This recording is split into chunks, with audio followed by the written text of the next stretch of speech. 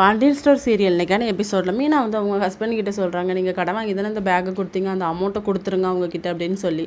இல்லை, நான் அடுத்த மாதம் சேலரி வாங்கி கொடுத்துக்கிறத நீ வச்சுக்கோ, இப்போ பெட்ரோலுக்கு மட்டும் கொஞ்சம் பைசா தா அப்படின்னு சொல்லிட்டு அதை வாங்கிட்டு போகிறாங்க. இன்னொரு பக்கம் குமாருக்கு வந்து பொண்ணு வீட்டுக்காரங்க வந்திருக்காங்க.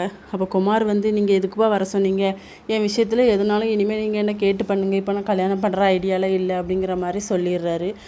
உனக்கு பொண்ணு தரதே பெருசுடா, எதுக்குடா அவங்கள துரத்துற அப்படின்னு சொன்னால், இனிமேல் நீங்கள் என் விஷயத்தில் தலையிடாதீங்கப்பா அப்படிங்கிற மாதிரி ஸ்ட்ரிக்டாகவே சொல்லிட்டு கிளம்பிடுறாரு.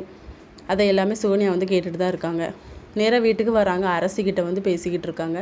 இதை நம்ம ராஜி மீனாவும் பார்த்துட்டு, அப்போவே நினச்சேன் நீங்கள் அங்கேயும் இங்கேயும் ஓடுறப்போ, அங்கே அந்த வீட்டில் உள்ளது இந்த வீட்லேயும், இந்த வீட்டில் உள்ளது அந்த வீட்லேயும் எதுக்கு இப்படி சொல்கிறீங்க, உங்களுக்கு அசிங்கமாக இல்லை, ஏற்கனவே ஒரு தடவை பட்டாச்சுல அப்படின்னு சொல்லி திட்டிக்கிட்டு இருக்காங்க. அப்போ சுகன்யாவோட ஹஸ்பண்டும் வந்துடுறாங்க.